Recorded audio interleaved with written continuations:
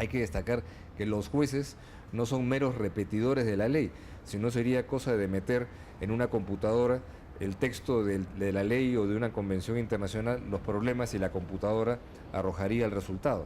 Hay una interpretación a partir de las normas nacionales o internacionales y a partir de situaciones que no necesariamente estaban previstas en el texto. De acuerdo a ese análisis que usted acaba de hacer, ¿considera usted que existe un vacío en la jurisprudencia, existe un vacío en la Convención Interamericana de Derechos Humanos con respecto al tema de la discriminación por orientación sexual?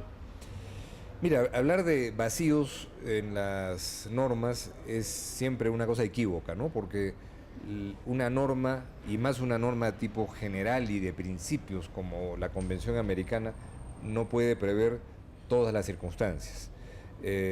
Así como la Convención, por ejemplo, no dice expresamente las personas tienen derecho a la información pública, hay una interpretación que ha hecho la Corte a partir de la necesidad de hacerlo por un caso que se le presentó y derivó eso del artículo 13 de la Convención Americana sobre Derechos Humanos.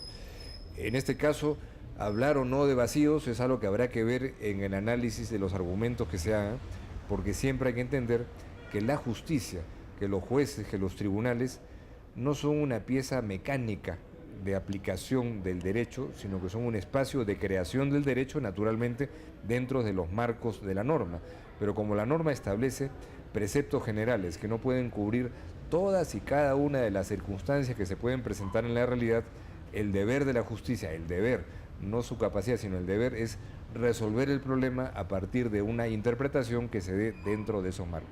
De manera que yo no me atrevería a hablar de derechos, sino de una norma general que habrá que interpretar, en este caso como con cualquier otro, a partir de los argumentos de hecho y de derecho que se proporcionen. Pero este tema es un tema que está naturalmente en el debate hoy en los tribunales de varios países de la región, ¿no? Y en lo que tiene que ver ya con lo que viene de aquí en adelante, ¿qué incidencia va a tener este fallo de la Corte Interamericana de Derechos Humanos, independientemente del sentido que tenga, a favor de esta jueza o en contra de esta jueza chilena? ¿Qué incidencia va a tener en América Latina?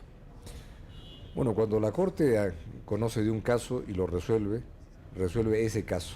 Naturalmente hace un análisis comprensivo de la normativa interamericana y deja una sentencia que en el contexto actual del razonamiento de la mayoría de tribunales de América Latina suele ser utilizada como un referente para tomar decisiones en los tribunales nacionales para casos parecidos.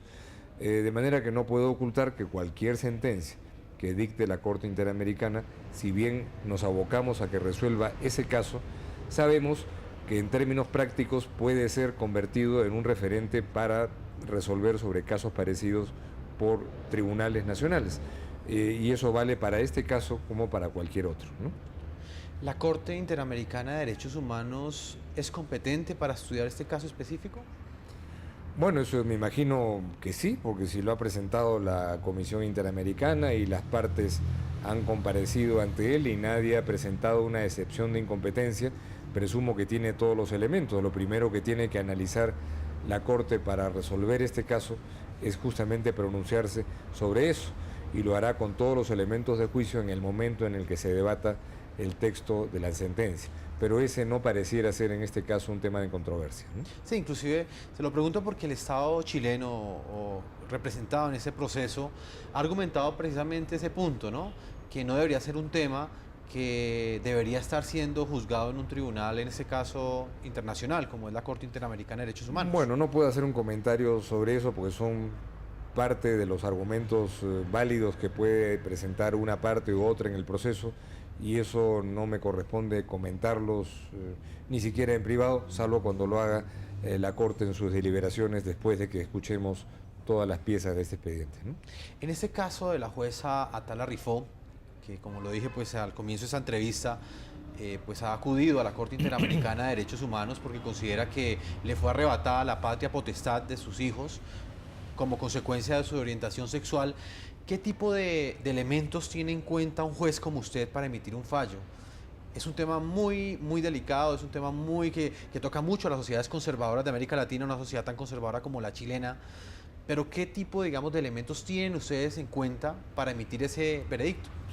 Mire, mi respuesta va a ser un poco aburrida, ¿no? Porque tiene la generalidad de decir, bueno, para analizar un caso, la Corte toma en cuenta todos los elementos de hecho y de derecho que hayan sido sustentados y demostrados válidamente en el expediente, y naturalmente, si hay excepciones de incompetencia o de lo que fuera, la Corte las analiza con todo el cuidado y con todo rigor.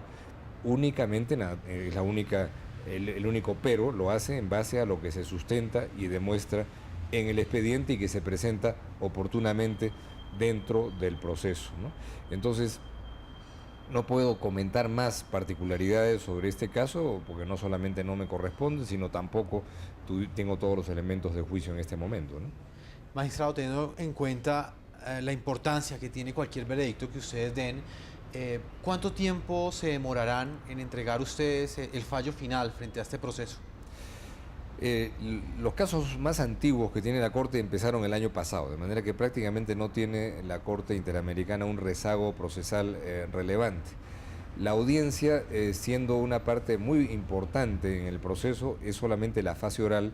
Con ello no concluye el proceso, todavía viene una etapa inmediatamente posterior de alegatos escritos en donde las partes pueden ampliar los desarrollos que hayan presentado en las audiencias y a partir de lo que se haya escuchado y presentado en la audiencia. De manera que todavía viene un tiempo adicional que la Corte tiene que esperar para tener todos los elementos de juicio y emitir su fallo en algún periodo de sesiones, porque la Corte no es una Corte que está reunida de manera permanente. Hay un periodo ordinario de sesiones en el mes de noviembre y otro periodo ordinario en el primer trimestre del próximo año. Veremos cómo llegan las piezas de este expediente, pero tenga la certeza que la Corte no deja que estos expedientes se duerman, sino que los resuelve con prontitud, pero con absoluta garantía para que cada parte tenga la certeza de que sus argumentos han podido ser expresados y transmitidos a la otra parte para que puedan presentar sus observaciones, ¿no? Magistrado Diego García Sayán, le agradezco mucho este tiempo que usted ha concedido al programa La Noche, que emite pues para América Latina y para los Estados Unidos. Le agradezco sus conceptos y por supuesto esta entrevista que nos ha concedido. Y muchas gracias, amigo Jefferson, por la entrevista y mis saludos a través suyo a todos los televidentes de NTN 24. Muchas gracias.